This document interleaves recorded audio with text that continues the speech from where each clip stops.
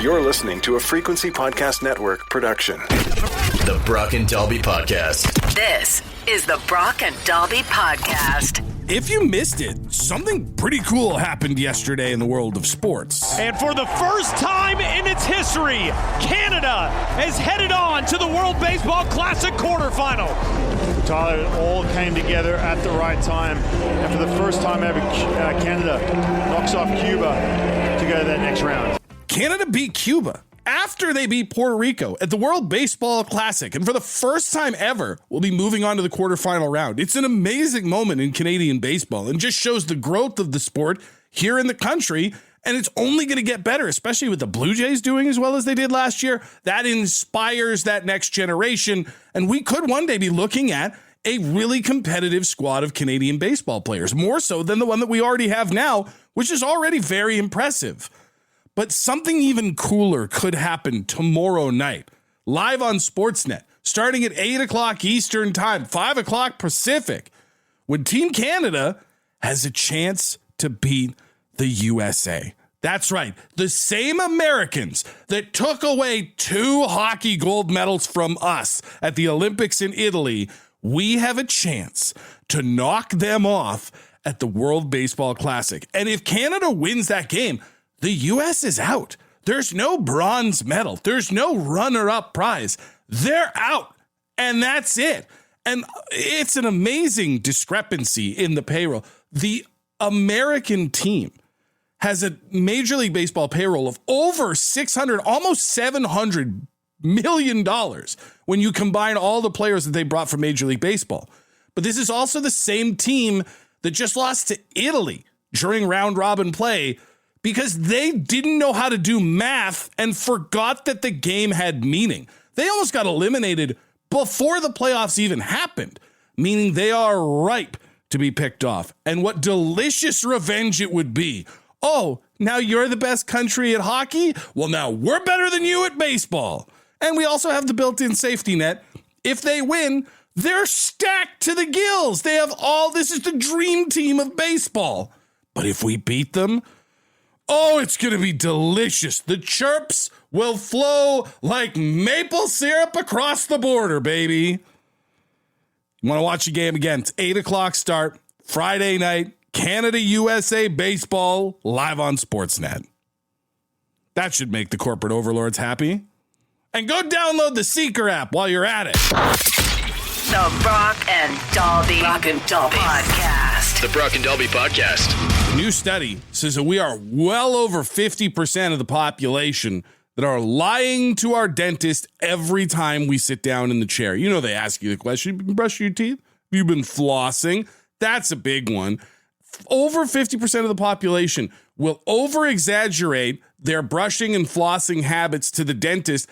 And the majority of them, when asked, said the reason that they do it is, one, they feel ashamed that they haven't been doing as well as they probably should have, and they're worried that it's going to lead to a cavity or some other kind of procedure. But also, they just want to impress the dentist. And I love that energy. I love the idea of being like, this is a person who has authority. This dentist went to school to be really hyper fixated good at fixing teeth. And now he's looking at my teeth. And what if he thinks my teeth are the worst teeth? I got to tell him that my teeth are bad for other reasons, not for anything that I did. Maybe I have genetically bad teeth, but I'm putting in the effort. And you're not brushing 2 to 3 times a day. You're not flossing after every meal. Some of you are. Most of you aren't. And yet here we are in the chair with Buddy's finger in our mouth, telling him, oh, no, I totally floss every meal. I would never miss it. As he starts to pick week-old food out from between your teeth. It's got to be one of the most lied to positions of anybody. It's probably up there with police officer in terms of just everybody you're dealing with on any given day is probably telling you only partially the truth, if not just a full-on fabrication. And yet it's one of those things that we don't really give ourselves any grief over. You'll lie straight to the face of your dentist and then go about the rest of your day like nothing happened. It's one of those small little lies that everybody loves to use. Like, how you doing today? Well, I'm doing fine.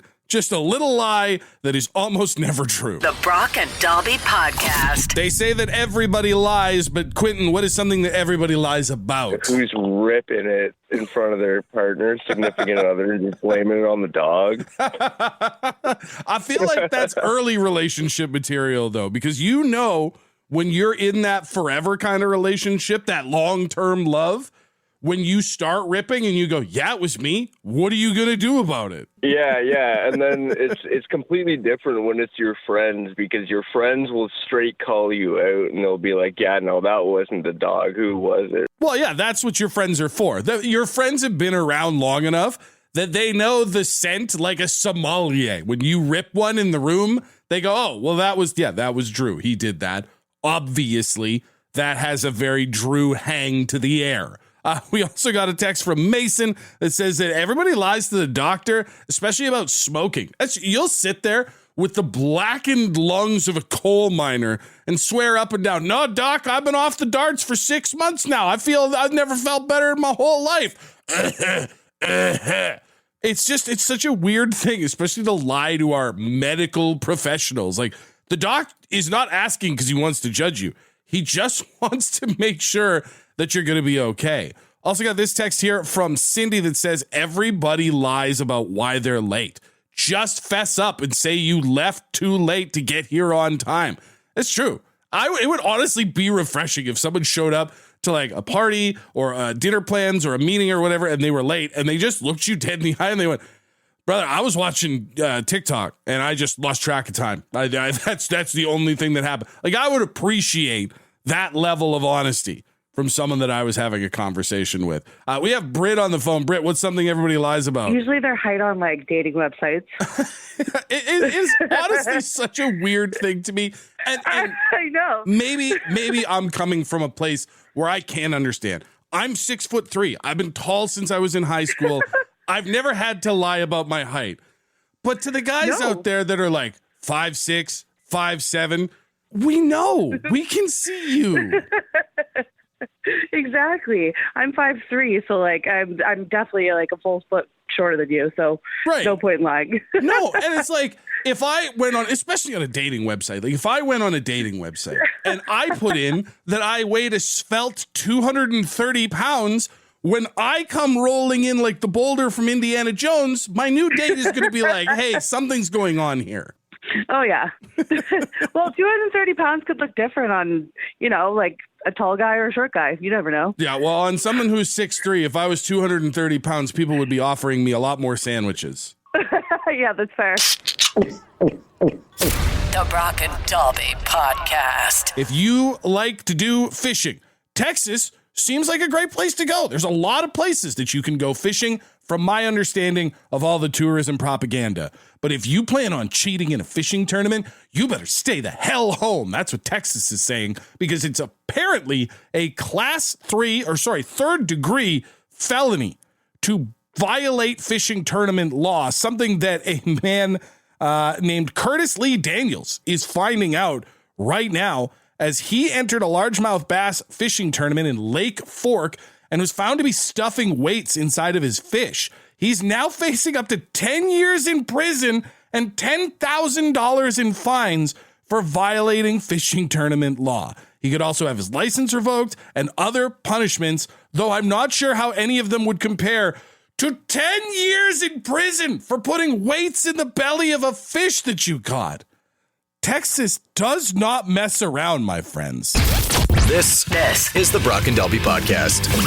There are rumors that Toy Story characters, Buzz and Woody, as well as Emperor Zurg, who is the villain from Toy Story, if you don't remember that, are coming to Fortnite, the video game where 100 people will drop in on a map and try to murder one another in an effort to be the last one left alive. Apparently later on this summer, in time for Toy Story 5, a movie nobody asked to be made, coming out in theaters, you'll be able to run around as Woody the Cowboy with an assault rifle, mowing down other characters from famous IP.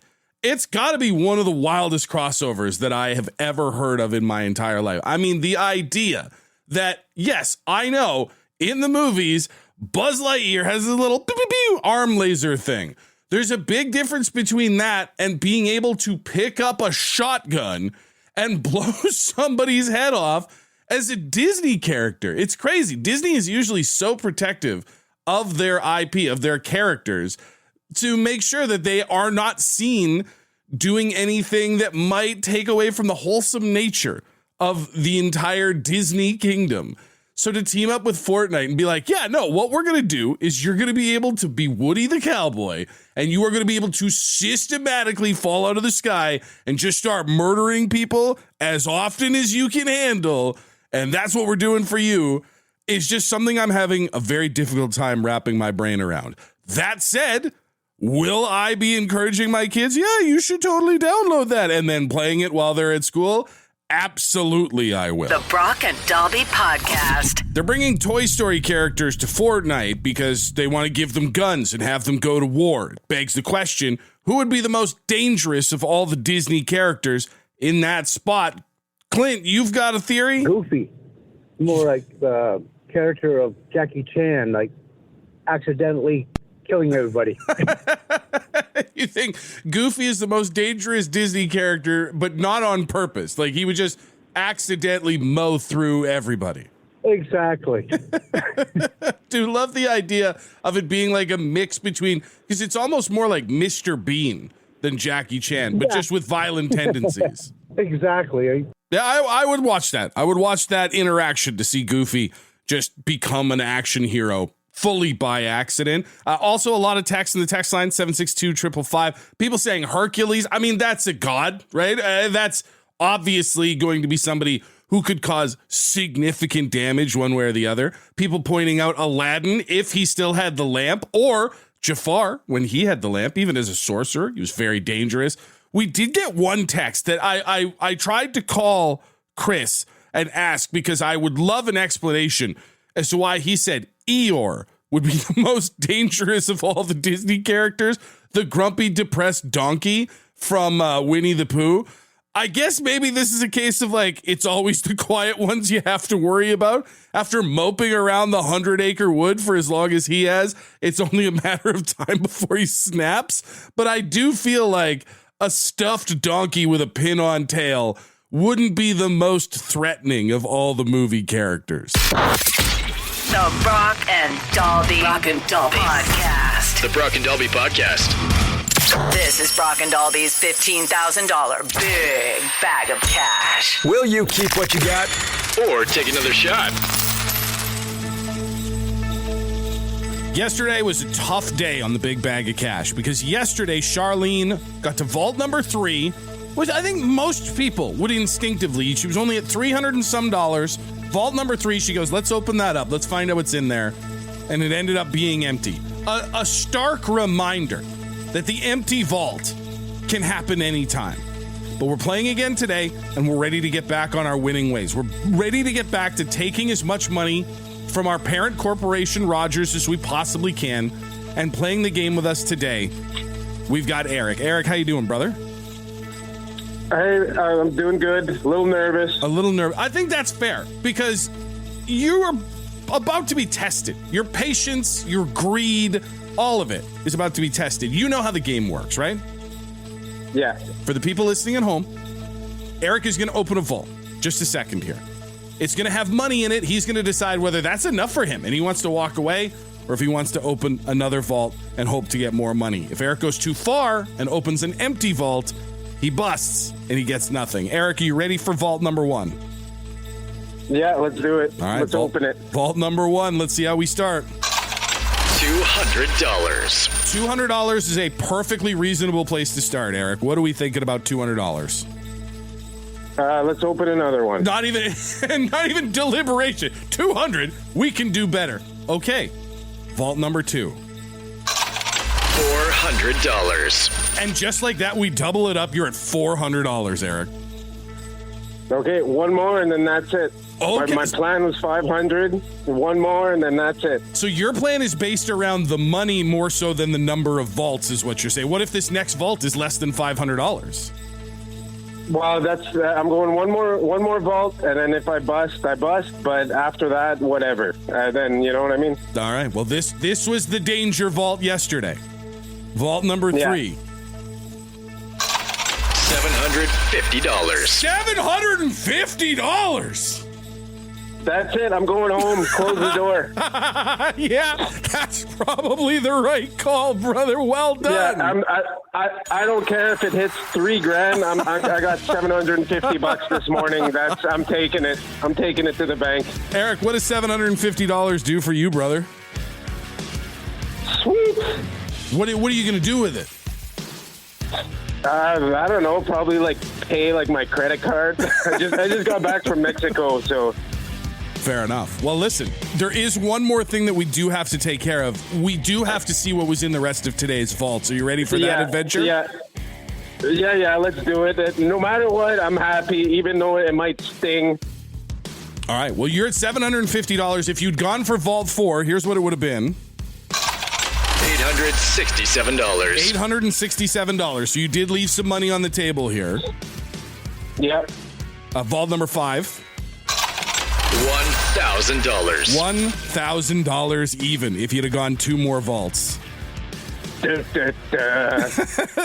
go to Vault 6. $1,225. $1,225. Are you regretting pulling the chute yet? Not at all, because I just made $750. Vault 7. And Vault 7, once again, that's the second Vault 7 that would have killed your run. Monday was also a Vault 7, just for anybody who's keeping score out there. So you left some money on the table, about $500, but you're still walking away with $750, Eric. You feeling good about that?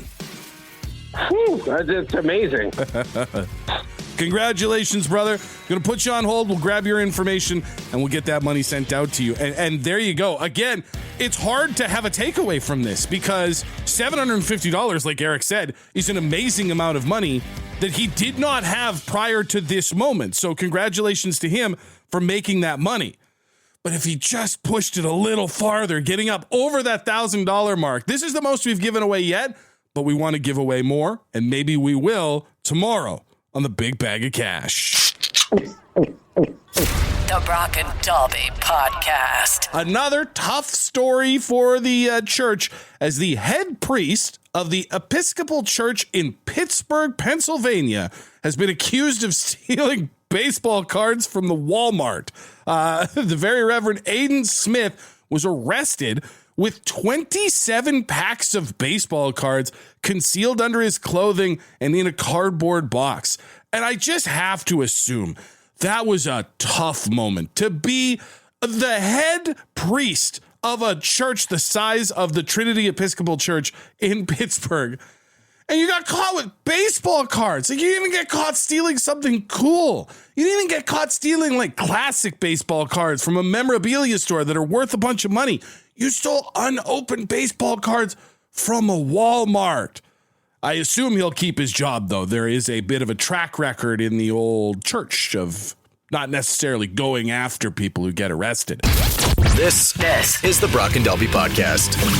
You should send a text to the show right now, 762-555, and we'll answer your questions. We'll read your text live on the radio, 762-555. Send them in. I want to hear your thoughts. You can make it weird. You can tell us what you're thinking about that now.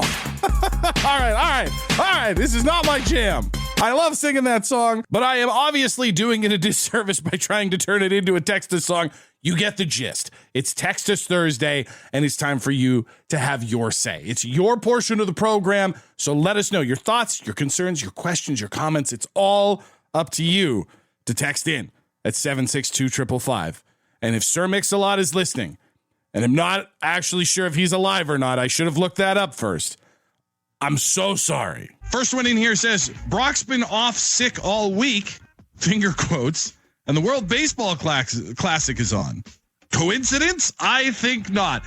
Brock got diagnosed with strep throat and had to start taking antibiotics as of yesterday. His girlfriend, Courtney, finally told him to get up and go to see a doctor. So I, like you, would imagine he's probably watched a lot of baseball while he's been down, but I do not think that he is faking sick just to watch a couple of baseball games. This one here says, how many pizza slices are acceptable to eat? I mean, it depends on how many pizza slices are available. I very firmly believe in the idea that no one should have a second slice until everyone who wants one has had a first slice. But I do think that once everybody's had the first slice, it is a race. It is, if you wanted more, you should have eaten faster. Now, if there's an abundance of pizza, if you're at like a work pizza party and they went all out, then have as many as you want. But if there's only a couple pizzas and you've already had like 3 slices, maybe do the courtesy check. Anybody want these? Am I alone in this? Is this a task I'm taking on all by myself? If everybody's like, nah, go for it, then just eat what makes you happy, brother. That's how life is meant to be lived. This one here says, I hope my work gives me a work truck soon so I don't have to pay for gas and maintenance anymore. What do you think? I agree. I think we would all be happy to have a vehicle that someone else was taking care of. Fuel-wise, especially now, you look at the gas pumps, feels like they're going up like a stopwatch. Like it's just constantly, the price is going up, price of barrels going up. The whole war in Iran is nasty. Make that somebody else's problem. Hell of a deal. Let your company pay for all of that stuff and you just worry about getting your ass to work every day. Is it going to happen? Well, I don't know where you work. I don't know what their perks are like. I think for the average person, no, your work is not going to give you a vehicle because they don't want to have to pay for all that gas. There's a lot of people here saying congratulations on the wrap. Thank you. I appreciate that. What is the most physically painful moment of your life? I once, after a handful of beers, decided to try and impress a large group of people by jumping out of a treehouse onto a trampoline. It was after a wrestling show. This was during the era where I was working in professional wrestling. And, you know, we're all idiots. You'd have to be a professional wrestler. And so I jumped out of a treehouse onto a trampoline and couldn't walk properly for roughly 4 days as everything in my back went on strike. Other than that, it would probably just be waking up in the morning and realizing I still have to go to work. That's probably the other most painful moment in my life. The Brock and Dalby Podcast. The Brock and Dalby Podcast. We all know that watching cable television is cost prohibitive. It's just gotten out of control, having to pay for all the different packages to get all the channels you want. And to be honest, streaming is going the same way. Netflix keeps upping their price. Crave, we've got Disney Plus. All of them are getting prohibitively expensive. The one thing that's always kind of stayed the same, though, and this is why it's become one of the most watched things on television, is YouTube. No longer just on the computer, not even just on the phone.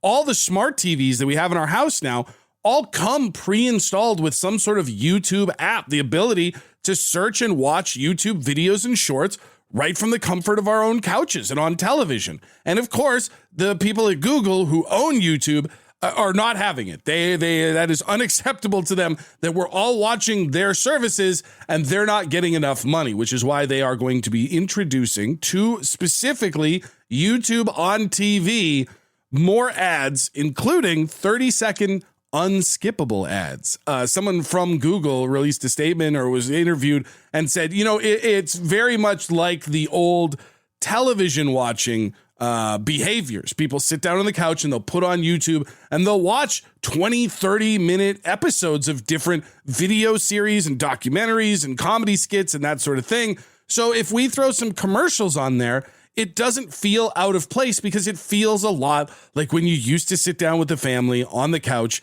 and watch TV. And to that I say, how dare you? The audacity to come through and be like, hey, we're going to just start putting unskippable ads on your television and there's nothing you can do about it. Actually, that's not entirely true. There is one thing you can do about it, and that's pay YouTube a monthly fee for a premium subscription. Yes, that's right. Even YouTube is now going down the path of streaming services and cable television and finding new and exciting ways to have you give them your money just so that you can sit down and watch their product. Can't wait for that price to start going up shortly after these new unskippable ads land. which I'm sure will be totally coincidental. The Brock and Dalby Podcast.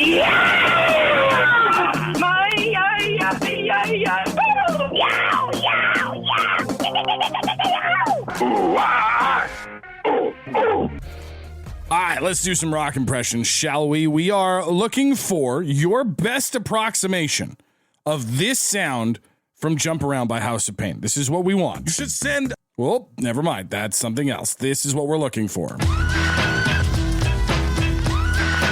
All right, so if you think that you can bring this, then you're going to text it into 762-555 with your voice memos, okay? So let's go to the text line and see what we've got here, because I said it earlier. There will be no shame bells for anybody who can't pull this off. It is not an easy one to do, so we're all just giving it our best effort today, and we will judge accordingly based on that, all right? Let's go to the text line and get our first voice memo.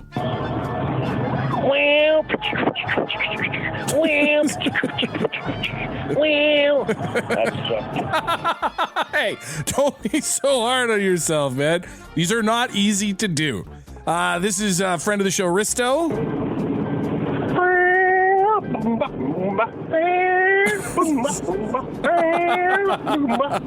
Love the boom bops in between. Jesse says, I just woke up, so this is what you get. This one's for you, Dalby.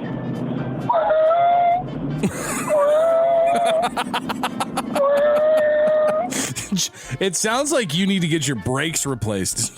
What that sounds like.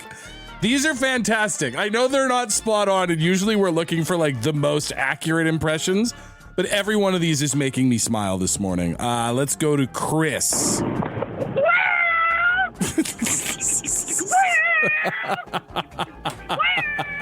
If you leave the cat outside at night, that's the sound that you get. Another one.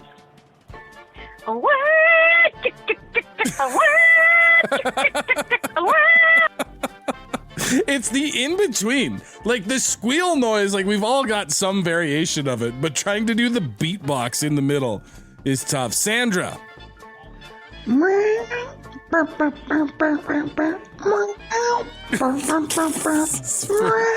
It's a very soft impression. Let's do one more here. We'll do Ethan.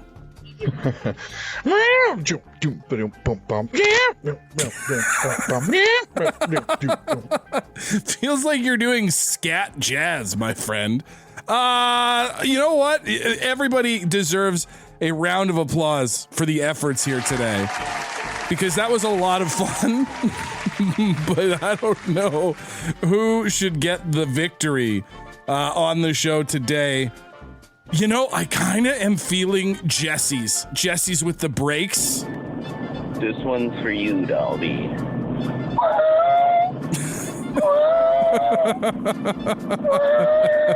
That's my nomination for who should win. 762-555. You guys can vote and tell us who you think should have been the winner. And again, a thank you to all the friends of the show who've been sending in their rock impressions, not only today, but this whole week, because this is a lot of fun. But it only works if we're all putting in the whole ass, if we're all giving it 110%. So thank you to everybody. Looks like I'm not the only one that thought Jesse's was, not that any of them was the best one, but Jesse's might have been the funniest. So Jesse gets the ding and the round of applause. Congratulations to him. Want to be a part of the podcast? Leave a message on the BAD line. The BAD line is the answering machine for the Brock and Dalby Show. To get the number, text the word BAD to 762-555. Thanks for listening to the Brock and Dalby Podcast.